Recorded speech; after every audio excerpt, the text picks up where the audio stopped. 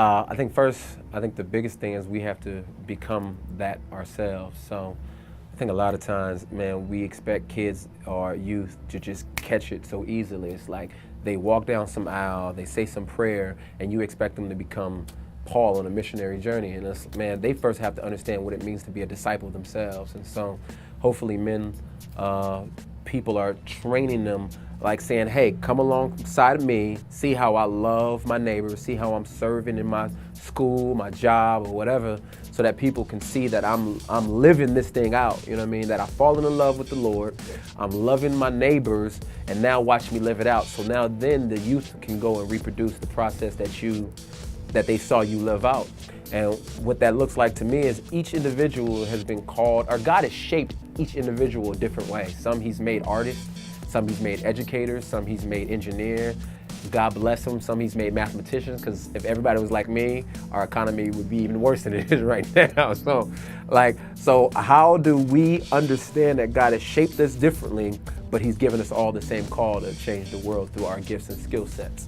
And so, man, I would say is know what you love to do. How do I let God control, like how do I let God's hand maneuver me in that thing that I love to do?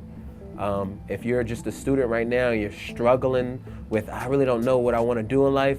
Well, you breathe, you make friends naturally, and you like to hang out.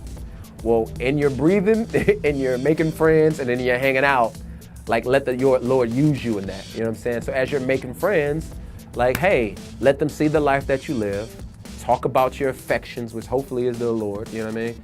And then there'll be another process of you now discipling individuals, and they'll see you. And until you come to the point where you're like, oh, you know what? I want to put on big festivals for people.